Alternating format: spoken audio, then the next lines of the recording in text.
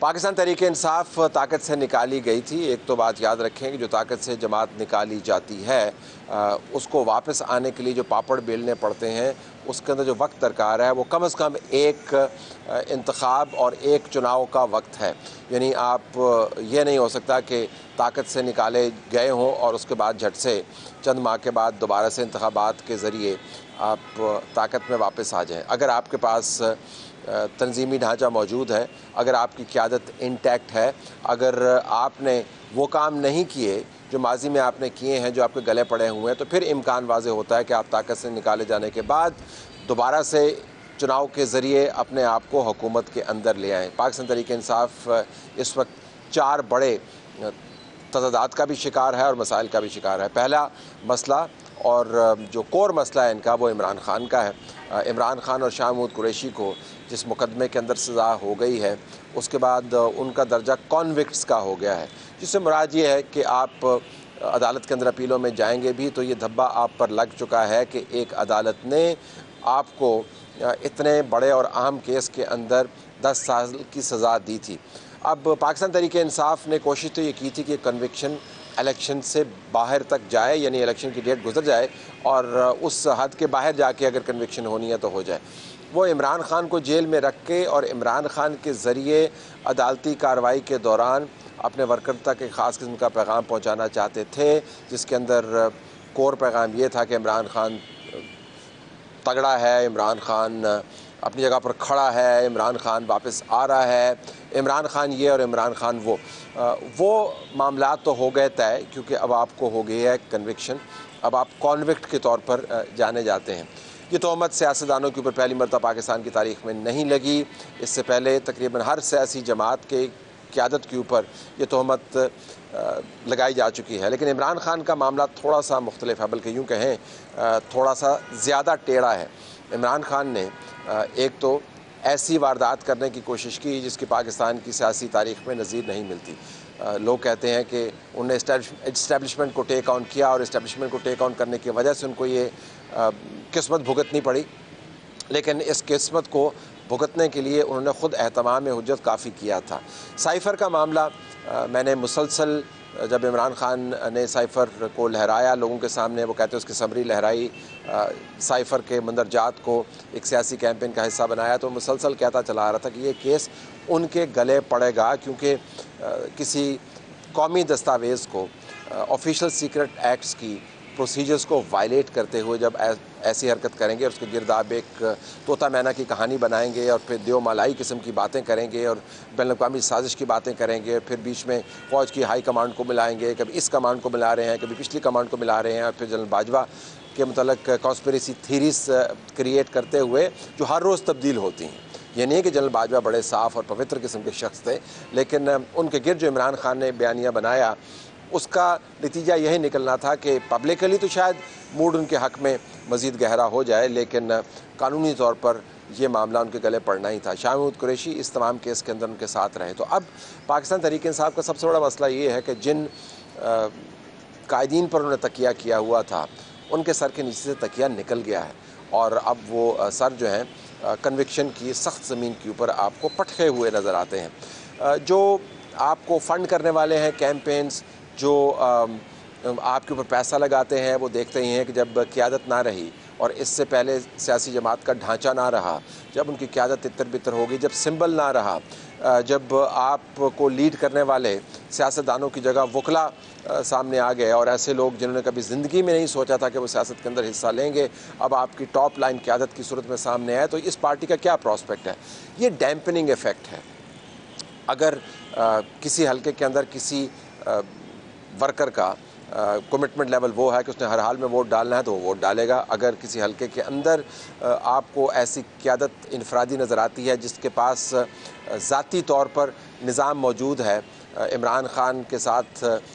पाकिस्तान तहरीक इंसाफ के बयान के मुताबिक होने वाली ज़्यादतियों का गुस्सा निकलवा पाए, अगर वो वोट की सूरत में तो निकलवा पाएगा। अगर आपने 10 यूथ पर बूथ की पॉलिसी अपनाई हुई है, अगर आपने लोगों के साथ राब्ता रखा हुआ है और उससे आप ढेर वोट डलवा सकते हैं, तो वो कैंडिडेट शायद एक बहुत बड़ी एडवांटेजेस पोजीशन में हो। लेकिन बतौर पार्टी पाकिस्तान तहरीक इंसाफ अपने सियासी कैरियर का सबसे मुश्किल इलेक्शन लड़ेगी और हमें इस इंतखाब और चुनाव के अंदर उनका ना सिर्फ वोट बैंक गिरता हुआ नज़र आ रहा है बल्कि उनकी सीटें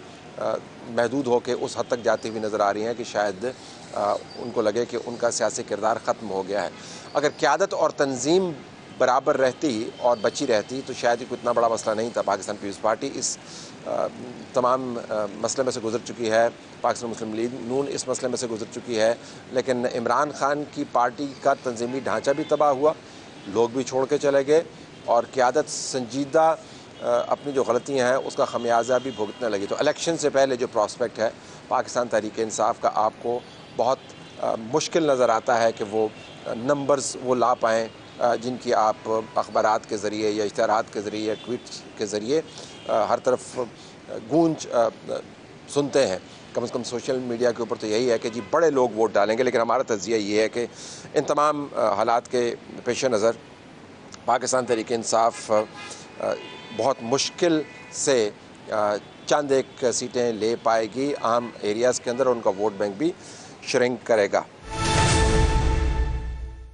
अब आइए पाकिस्तान पीपल्स पार्टी की तरफ। पाकिस्तान पीपल्स पार्टी ने यकीनन अपनी हालिया तारीख की सबसे एग्रेसिव कैंपेन रन की है। मैंने एक ट्वीट में कहा था कि इन्होंने तमाम अपने वसाइल डिप्लॉय किए हुए हैं, ए, बी और जी, यानी आसफ़ा भुट्टो,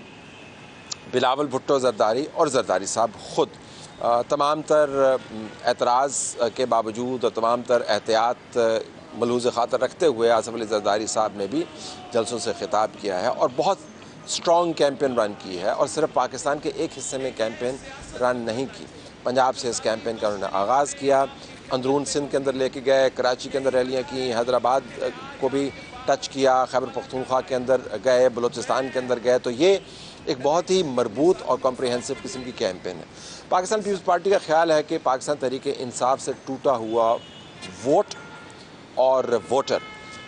वो उसको कैप्चर कर सकते हैं, क्योंकि वो जितना मियां मोहम्मद नवाज शरीफ की जमात को लिताड़ेंगे उतना पाकिस्तान तहरीक इंसाफ का वो फ्रस्ट्रेटेड वोटर जिसको अपनी पार्टी का प्रॉस्पेक्ट नज़र नहीं आता वो उनकी तरफ माइल होगा। ये कोई बुरी कैलकुलेशन नहीं है, लेकिन क्या वाक़तन पाकिस्तान तहरीक इंसाफ का वोटर इतना मोटिवेटेड होगा कि वो बाहर निकल कर अपनी जमात के किसी भी शख्स को वोट डालने के बजाय पाकिस्तान पीपल्स पार्टी की तरफ वोट डाले? ये आने वाला वक्त बताएगा, लेकिन ये मफरूज़ा कोई गलत या अहमकाना या बेवकूफ़ाना मफरूज़ा नहीं है। तो इस बुनियाद पर पाकिस्तान पीपल्स पार्टी ने अपनी कैंपेन रन की। उनके दो मकासद हैं, एक तो अपनी सिंध की बेस को मजबूत रखना, इंटैक्ट रखना। अर्बन एरियाज़ के अंदर उनको बड़े चैलेंज का सामना है, अंदरून के अंदर उनका मुकाबला एक ऐसे इकट्ठ से है जिसके अंदर तमाम जमातें मौजूद हैं जो पहले अलग-अलग इलेक्शन लड़ा करती थीं और अब वो 1-to-1 मुकाबले की कैफियत उन्होंने क्रिएट की हुई है। लेकिन अपनी बेस को सिक्योर करने के साथ साथ उन्होंने पंजाब के अंदर भी इंग्रेस करनी है और वहाँ से ज़्यादा सीटें उठानी हैं। ज़्यादा सीटें से मुराद ये नहीं है कि वो दर्जनों सीटें उठा लें, लेकिन इतनी सीटें उठा लें कि पिछले इंतखाबात की निस्बत उनके नंबर ज़्यादा हों। अगर बलूचिस्तान से उनको जो इलेक्टेबल्स उन्होंने ज्वाइन करवाए हैं वहाँ से उनको सीटें मिलती हैं, खैबर पख्तूनख्वा के चंद इलाकों में उनको सीटें मिलती हैं, सिंध की बेस उनकी इंटैक्ट रहती है, तो पंजाब से उठाई हुई सीटें उनके लिए सोने पर सुहागे का काम करेंगी। अब जो एक और तकिया वो कर रहे हैं वो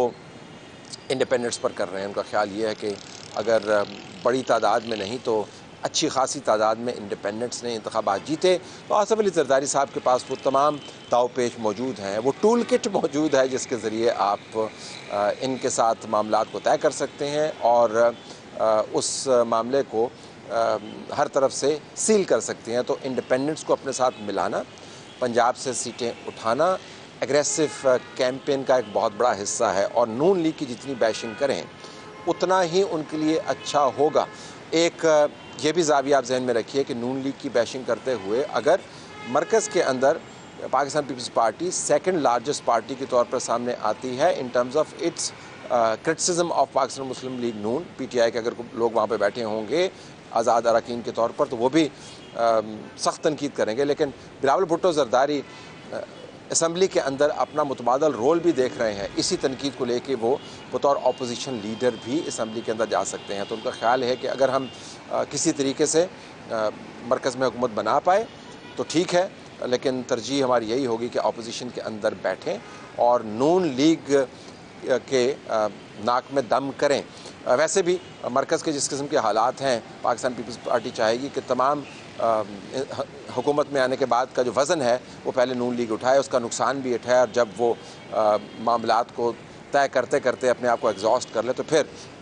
दौरान फर्स्ट टेन्योर के 2.5 साल बाद, 2 साल बाद या उससे पहले हम एक मुतबादल के तौर पर सामने आएँ और दूसरी जमातों के साथ मिलकर एक मुतबादल हुकूमत की तजवीज़ दें। तो पीपल्स पार्टी का ख्याल है कि वो बहुत सिक्योर हैं, लेकिन जिस तरह मैंने कहा कि आपको सबसे पहले अपनी बेस को सिक्योर करना है।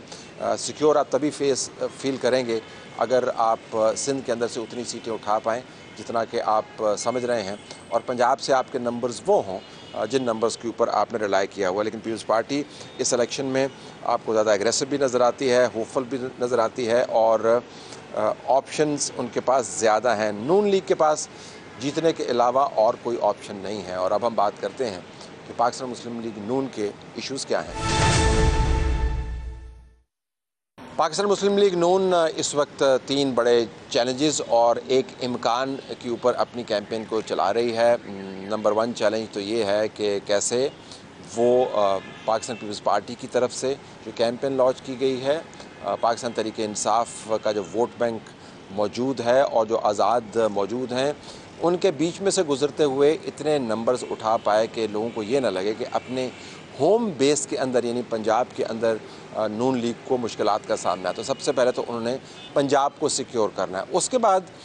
एलाइज़ के ऊपर उनका तकिया ज़्यादा है। खैबर पख्तूनख्वा के अंदर उनके जो फोकस हैं वो सारे के सारे उन सीटों पर हैं जो हज़ारा डिवीज़न के अंदर आते हैं। इसके अलावा आपको कहीं कहीं उनके कैंडिडेट्स अच्छी कैंपेन रन करते हुए नज़र आए, लेकिन इसके कोई ज़्यादा बहुत काबिल ज़िक्र उन्होंने काम नहीं किया। तो नून लीग बुनियादी तौर पर पंजाब के ऊपर फोकस किए हुए हैं। पंजाब के अंदर ढेर सीटें मौजूद हैं, चंक सीट्स मौजूद हैं। पंजाब में से अगर आप कौमी असम्बली की सीटें उठा के मरकज़ में आते हैं तो लामहला आपको सूबाई असम्बली की सीटें भी मिलेंगी। कुछ सीट एडजस्टमेंट्स उन्होंने की हैं, लेकिन तमाम तर हू-हा के बावजूद कुछ सिग्निफिकेंट सीट एडजस्टमेंट्स नहीं हैं। अगर आप पंजाब के अंदर उनके मेंबरान जो उम्मीदवारान हैं उनका नंबर देखें तो वो सबसे ज़्यादा नंबर पंजाब में उन्होंने सूबाई असम्बली के ऊपर सीटों पर ही लोग खड़े किए हुए हैं। तो पंजाब की सूबाई सीटें जो हैं उनके मरकज़ में हैं, उनकी तवज्जो में हैं, और वो जानते हैं कि इस मरकज़ को रिटेन करके वो पंजाब से अपना वोट बैंक इस्टेब्लिश भी कर सकते हैं और ये बावर भी करवा सकते हैं कि पंजाब में वो इनविंसिबल हैं।